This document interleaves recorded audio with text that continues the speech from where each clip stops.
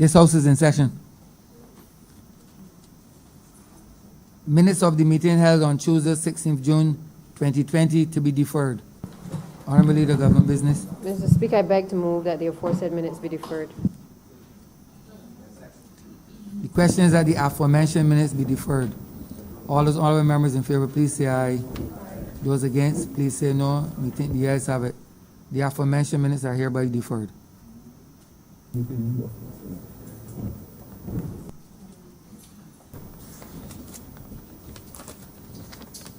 Announcements by your Honorable Speaker. Messages from Her Excellency the Governor General. Petitions, papers. Mr. Speaker, I'm commanded to lay the audited financial statements for the Board of Management of the Clayton Griffith Secondary School for the financial years 31st of March 2009 to March 31st, 2016, and the audited financial statements and annual report of the activities of the Board of Management of Harrison College for the financial year April 2013 to March 2014. Okay.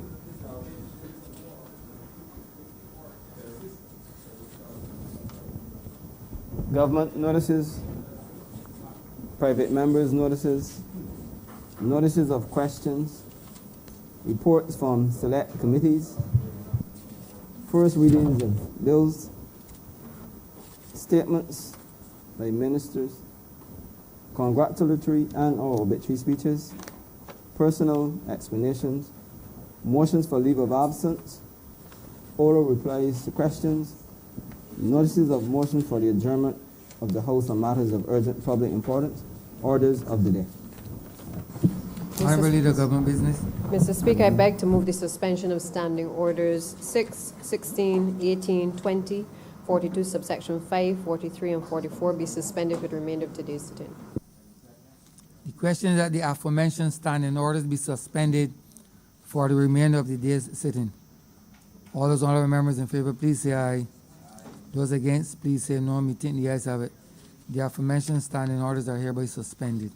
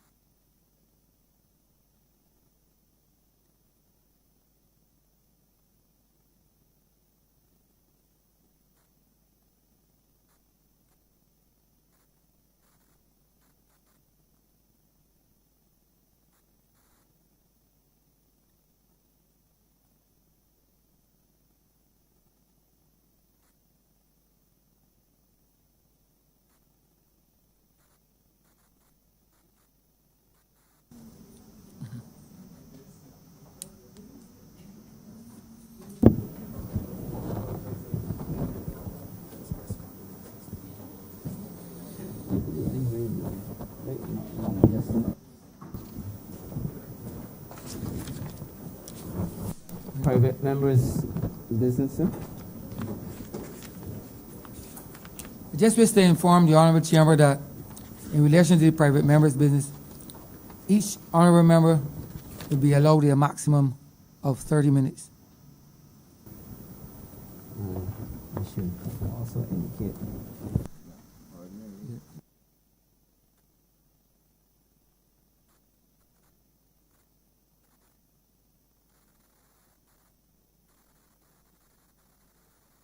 With the House's permission, we will start with order number 4.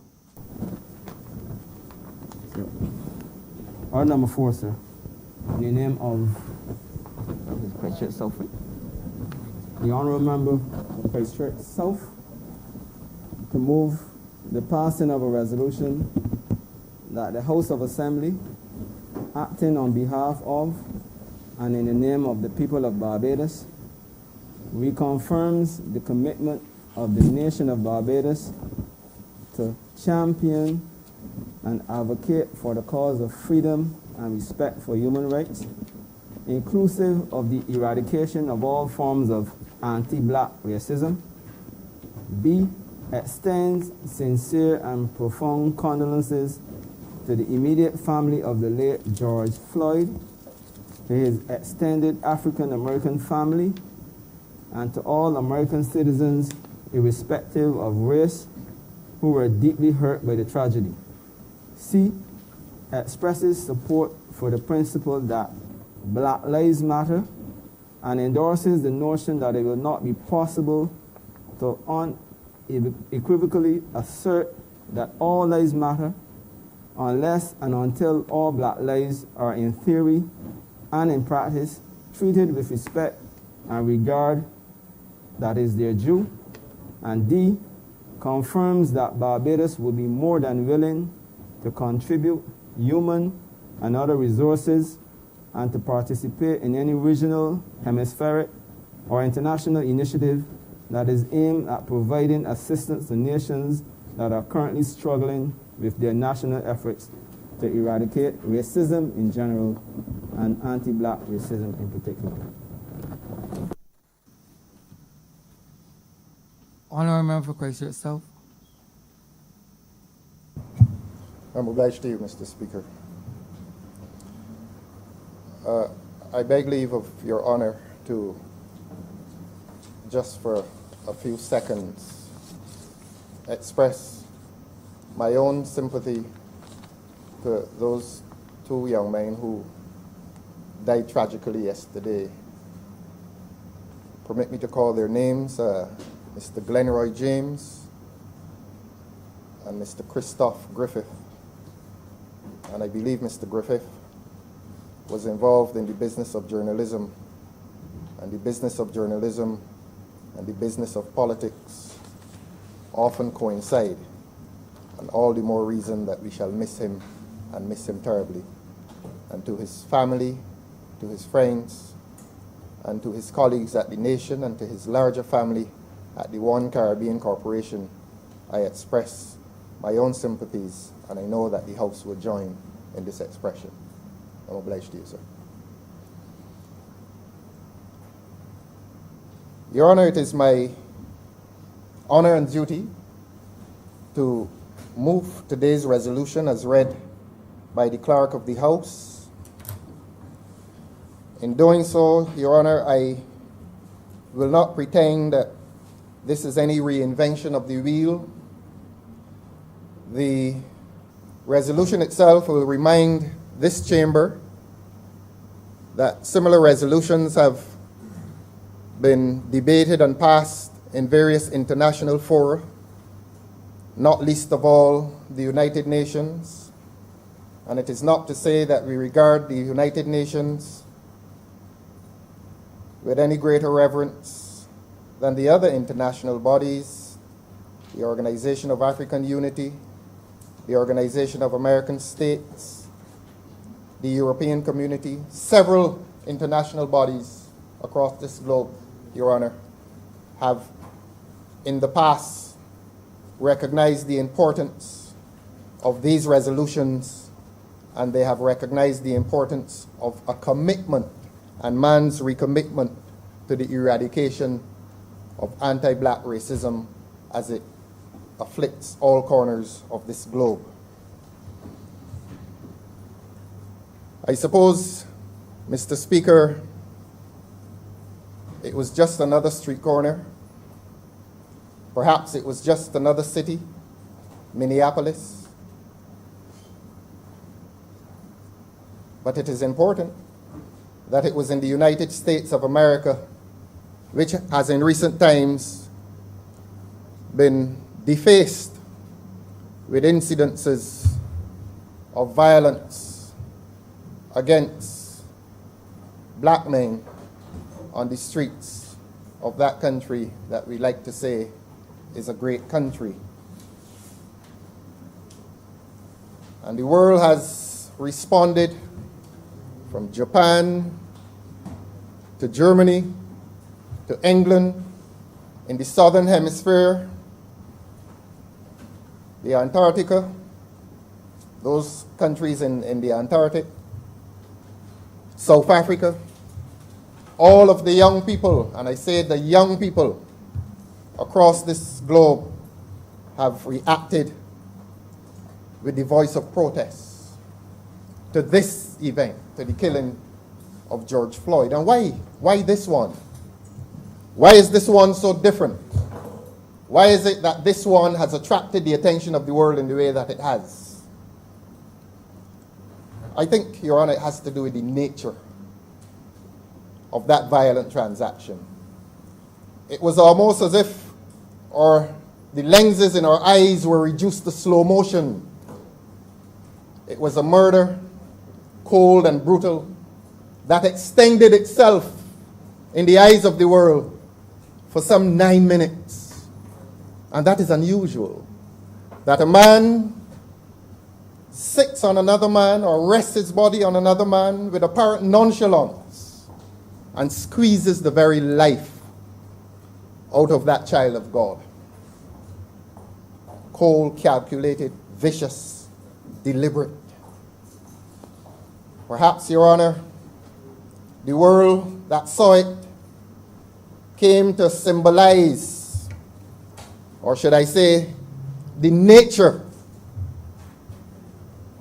of that criminal act encapsulates a relationship between Europe and the rest of the world, between Europe and Africa, because that will be the focus of any debate on racism in this world, the relationship between Europe and Africa.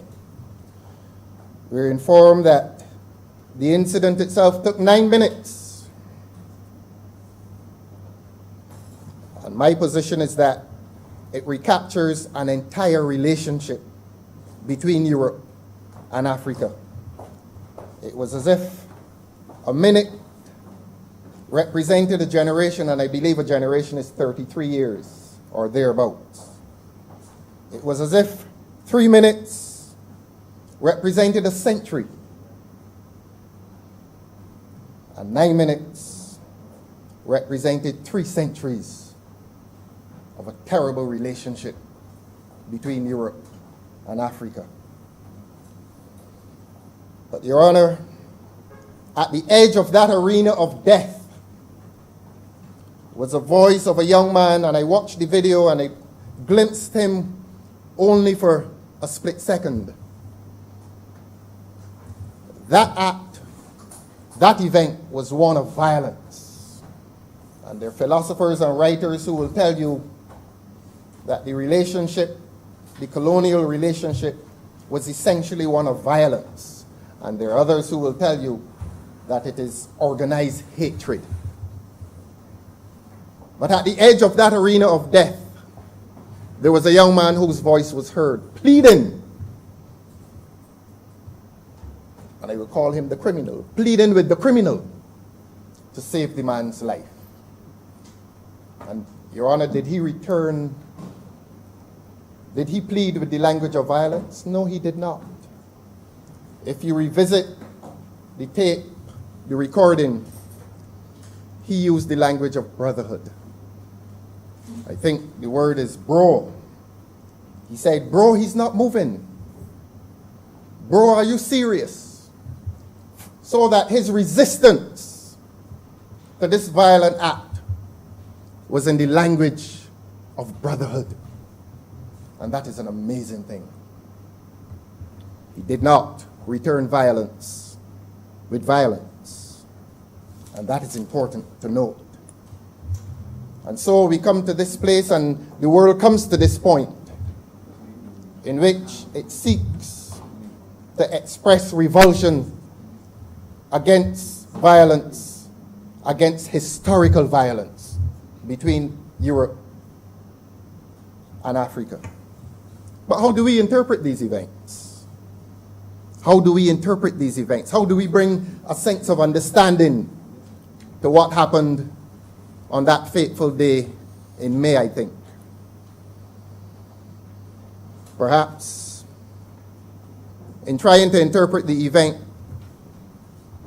we revisit the basic philosophical question, life's basic philosophical question, which seeks an answer to the relationship between the spiritual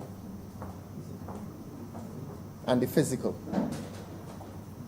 We ask ourselves, is life an accumulation of physical events, or are the actions of men guided by a spirit resident in a soul?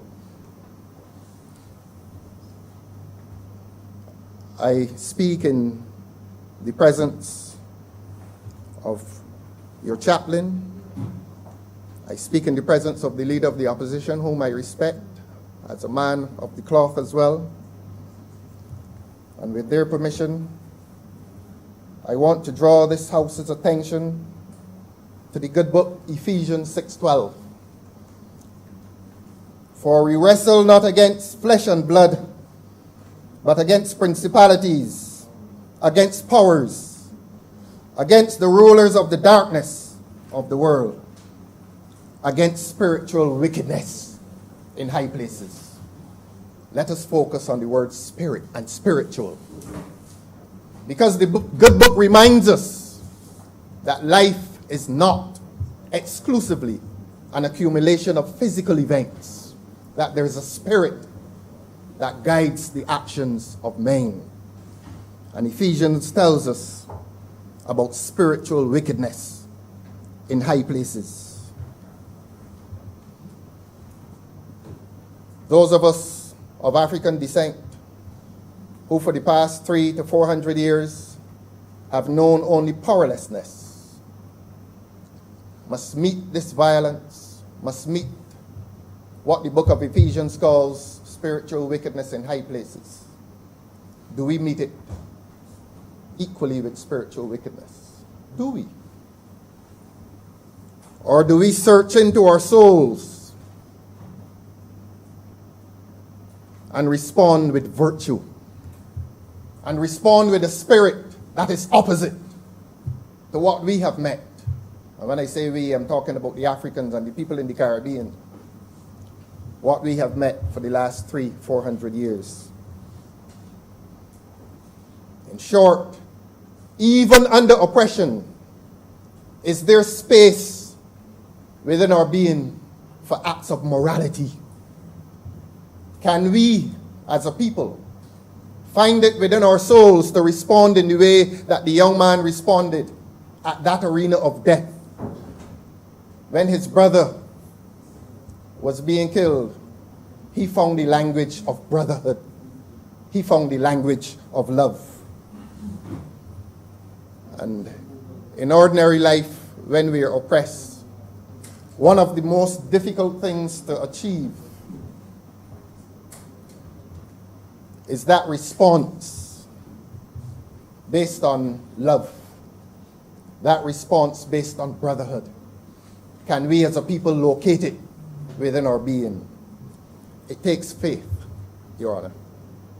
It is a leap of faith into that reservoir, into the soul, and find the spirit of love in response to hatred. The good book, again, will tell you that faith is the substance of things hoped for, the evidence of things not seen. Such is the power of this thing called faith. But it is a difficult path to travel. And we know it and we admit it. It is a difficult path to travel. But faith reminds us that it involves hope. Faith reminds us that even though we do not see the results, even though we do not see the evidence, faith is so strong that we experience it, we feel it. We may not be able to convince others of the existence of faith. Perhaps the man at the edge of that arena of death had faith that the other man would not have done what he did, but he kept his faith and he called him brother. And where there's faith and where there's hope, we're reminded that the greatest of these three is love. And this theme of love always comes back to us. The American theologian Walter Storff, I think is his name, reminds us that justice is nothing except a manifestation of love. We come to this place, we go to the courts in this country, and we talk about justice. Your Honor, the theologians remind us that justice is but a manifestation of love. So that love is at the heart. Politicians don't speak of love very often. But it goes to the heart of the being of man and allows man to give a response even to the most callous violence because his soul runs deep like the rivers. The American philosopher Cornel West tells us that the African in the Western world has responded to systemic racism in various ways. And one of those significant ways is the expression of music. He always refers to the great jazz artist John Coltrane, who displayed the ultimate in musical excellence, the tune called Love Supreme. Love Supreme. Again, if humankind is able to dig deep enough into his soul, all of us will come one day to realize that the best response to hatred is love. Shakespeare would have written at the beginning of his play, Twelfth Night, if music be the food of love, play on, play on. And that is what the African in the Western world has had to experience. Powerless, often no arms, no guns, but he has reached into his soul and he has responded to systemic racism, to what Cornel West himself calls organized hatred. And he has responded to that organized hatred with love.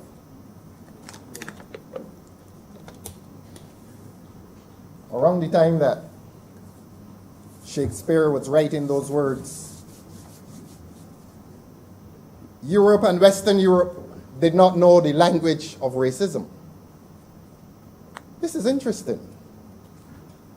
What we call racism today is a modern concept. Did not exist at that time, and at that time perhaps it was only then taking shape.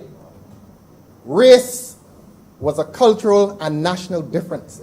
It denoted or signified cultural and national differences.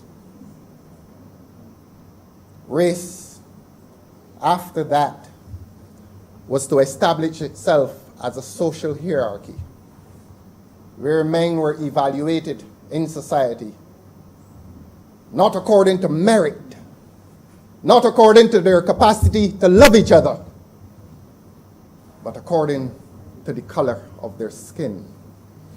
How did the mind of man become this corrupted, that a man's merit meant little in the face of his fellow man? That is where enters Christopher Columbus.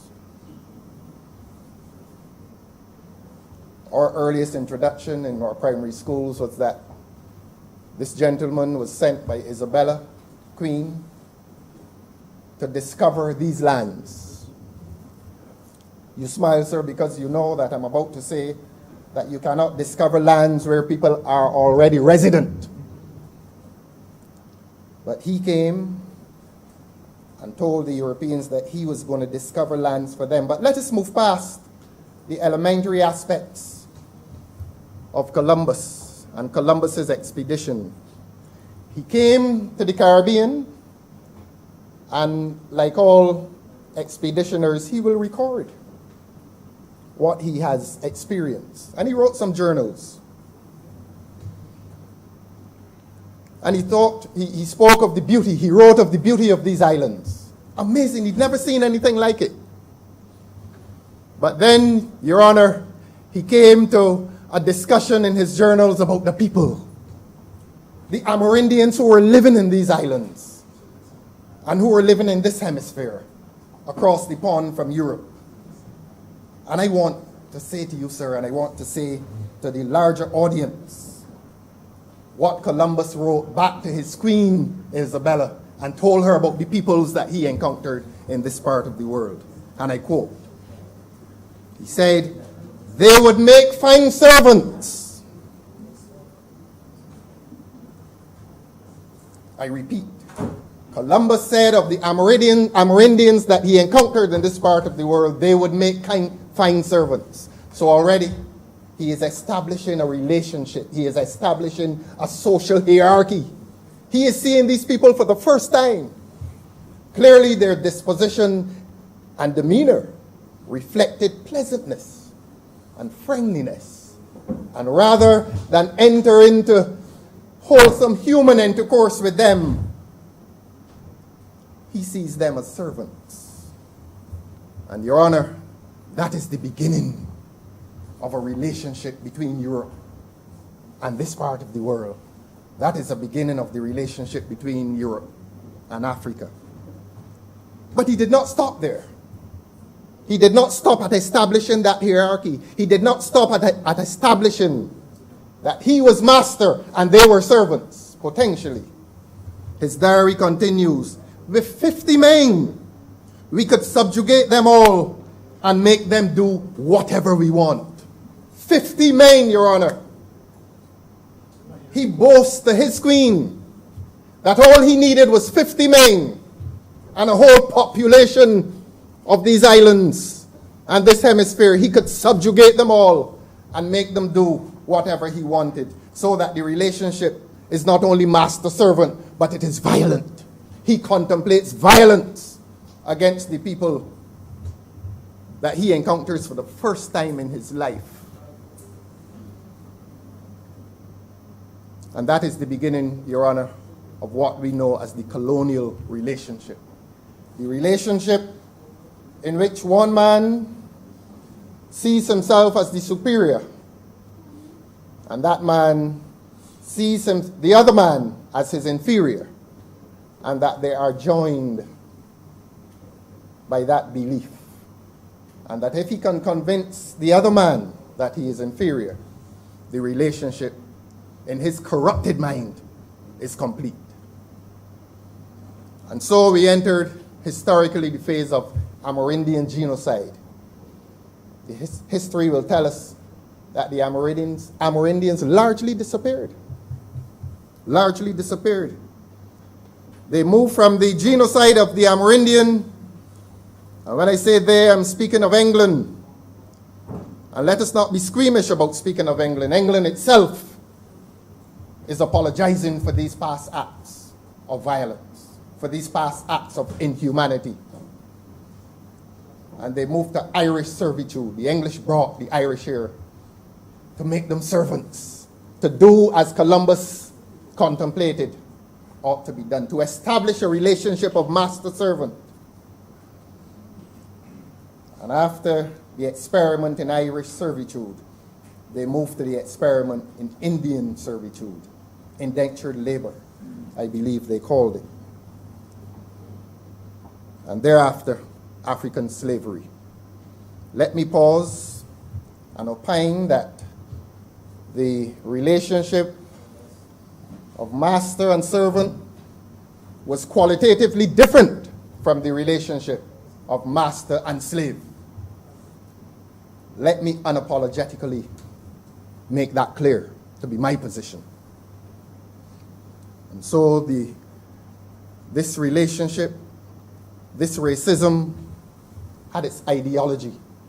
Because if the superstructure, if the political and commercial superstructure in Britain and England, if they want to convince their own populations that what they're doing has a moral justification, the moral justification that they discovered for themselves was that the African was inferior. And if a man is inferior, you can dehumanize him. You can make him into property, an animal, fit only for sale and barter and labor. And we discover that these parts of the world were never designed as places for social living, but that these places in which we are now resident were designed as factories, domains of production. The African was not brought here as any experiment or exercise in social living. The African was brought here as a factor of production, a means of production. And so that relationship became established.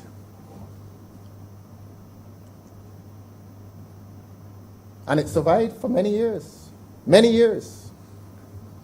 And the march of modern man in this part of the world has been to dismantle the symbol of that relationship, the symbol of violence, the symbol of the dehumanization of an African population.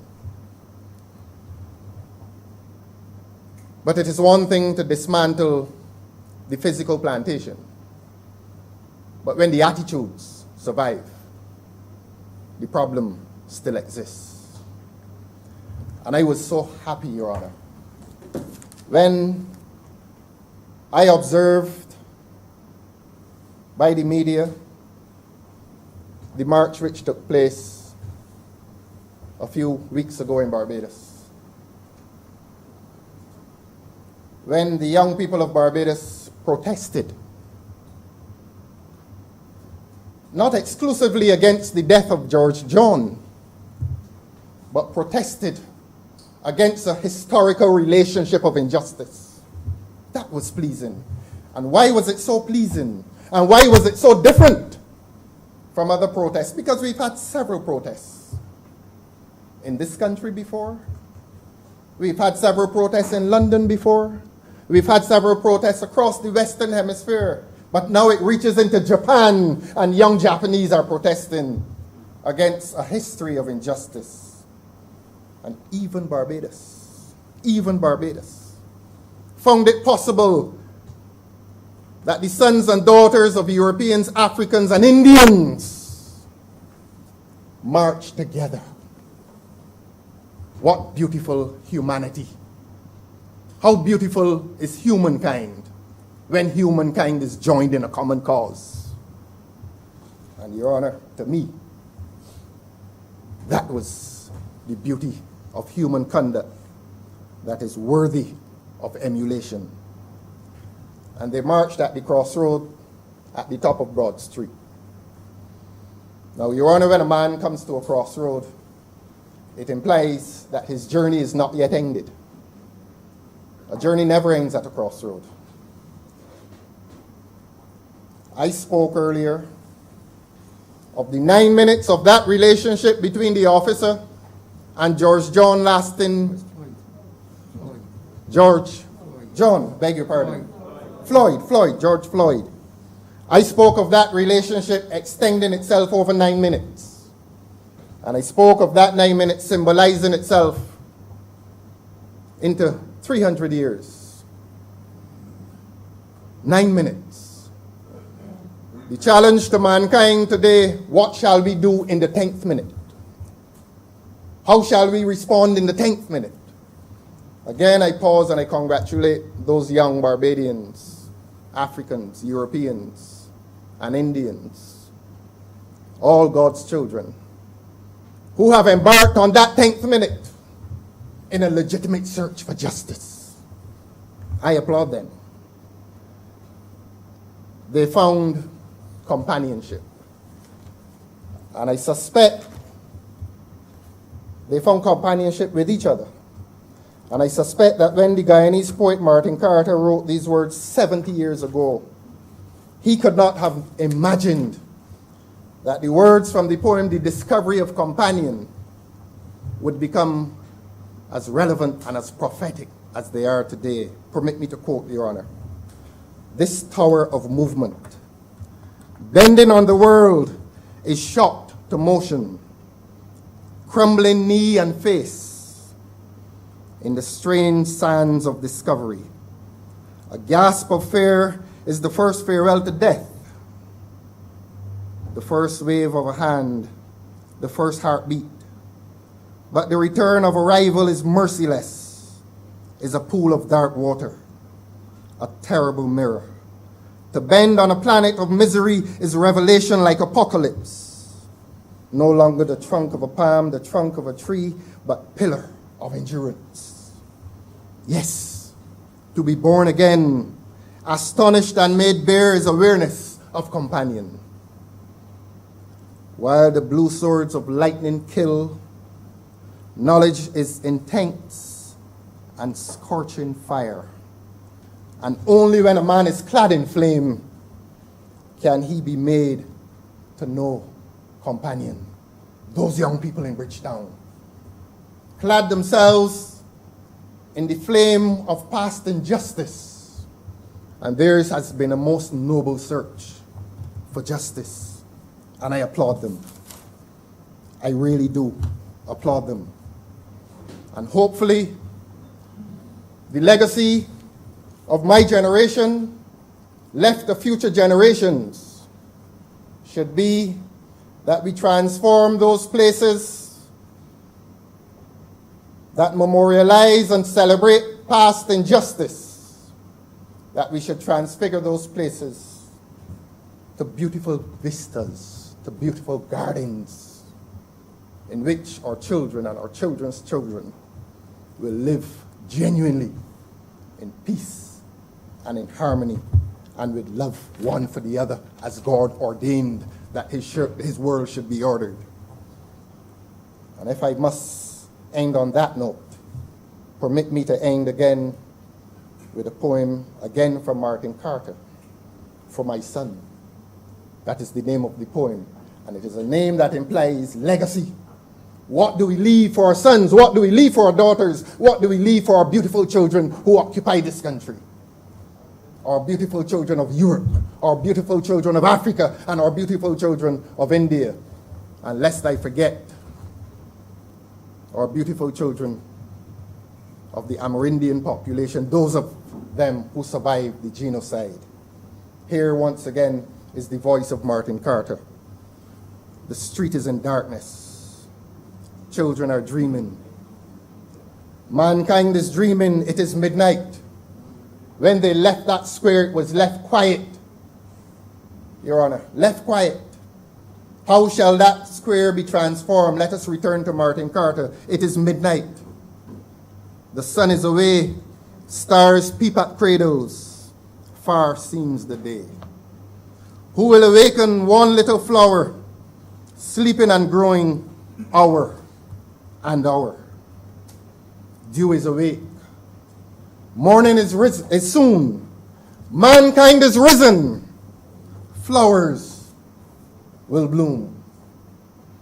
Again, Your Honor, can we find it possible to transfigure these memorials of past injustice to beautiful gardens where flowers will bloom, and the children of Europe and the children of Africa and the children of India and the Amerindian population that survives, where they can run among those gardens and be free and be completely free. Your Honor, I ask your permission to allow me to move this resolution, and I have done so with nothing except honor, and a sense of duty. I now humbly ask and beg of you, sir, to move that the resolution do now pass. I'm obliged to you. I beg to second that.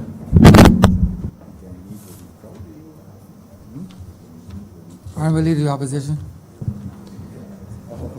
Thank you very much, Mr. Speaker. And if I also may be allowed, I would like to associate my position here and the office of the opposition with the sentiments of sympathy expressed to the families of those who tragically lost their lives in incident of which was spoken yesterday. Join the debate, Mr. Speaker, in support of the resolution in its entirety, but I'd want to locate my remarks, especially so around Section C, or Clause C of the resolution part of the document, which expresses support for the principle that Black Lives Matter and endorses the notion that it will not be possible to unequivocally assert that all lives matter unless and until all Black lives are, in theory and in practice, treated with the respect and regard that is their due. There is, in political philosophy and social development discourse, the notion of the just society. One remembers well the former honorable member for St. George South was very much associated with advocacy of this notion of the just society. I like to think that from time to time, if I'm heard and listened to, that I locate my sentiments where his were located and do advocate and promote the concept and notion of the need for the just society. This particular debate, Mr. Speaker, I want to set my remarks, and as I begin around reference to the notions of the just society, present my remarks in this frame. I believe, as I'm sure all of us here do, in the sanctity of life. We may not always behave like that. That is man. But we all believe in the sanctity of life. We believe in the dignity of humanity, whatever label it wears. And I believe strongly in the efficacy of the black race. The efficacy of the black race. There are those who would be happy to have those of black ethnicity settle for a token space on the periphery of life, of blessing. But I believe that the notion of the efficacy of the black race suggests that the black man not only deserves a place of equal prominence with all other ethnic groups on the basis of the sanctity of life and the dignity of humanity, but on the basis of the efficacy of his contribution. He's earned that right of a place of prominence. Now, the notion of the just society has certain theoretical elements that come along with that, which I believe from time to time we have to hold up to scrutiny and to question as we seek to improve the situation with reference to the black race, our black population, our majority population here in Barbados. There's the element of the notion of the equality of rights and liberties. That's a concept. Equality of rights, equal rights, equality of liberties. That's a concept, Mr. Speaker. What matters more and what has to be held up for serious scrutiny is a matter of, beyond the concept, the application of that concept in practice. Because we can talk in flowery and eloquent language of equality of opportunity, of equality of rights, but we have to search by honest examination the application, the context in which those rights and those liberties are given allowance and given vent to. Barbados still must honestly do that. Barbados still must honestly do that. Examine the context in which we promote the concept of equality of right and equality of opportunity and liberty. We must do that with respect to how those rights and liberties are applied. This discussion, this debate, again offers us a moment for national reflection on that. There's a notion of equality of opportunity. But as we move from class to class, Mr. Speaker, I'm sure you know, you are a deep thinker on these matters. Your experience tells you that in Barbados still of 2020, we have issues here. I don't believe it's so much a matter of equality of opportunity, but it's equality of deserving. That's my own concept. Because what might present opportunity for person A in class A may be something denied person B in class B. And therefore the opportunity which notionally I am said to have, I do not have because of the circumstances that obtain around me, which are thrown up by the system or systems under which I live. And therefore I speak to equality of deserving. The person who is in quote-unquote class B is equally deserving of opportunity as is the person in class A. And might I add, I believe in Barbados, we don't have so much a problem with race as we do with class. If you want to locate your reflections in this discussion and debate on the United States or any other metropolitan country, feel free to do that. But in the context of looking at the black struggle, I want to locate my thoughts and reflections in what happens right here on ground in Barbados. And I would want to promote the concept of deserving. If I come from urban Barbados in Richmond or in Savannah Road or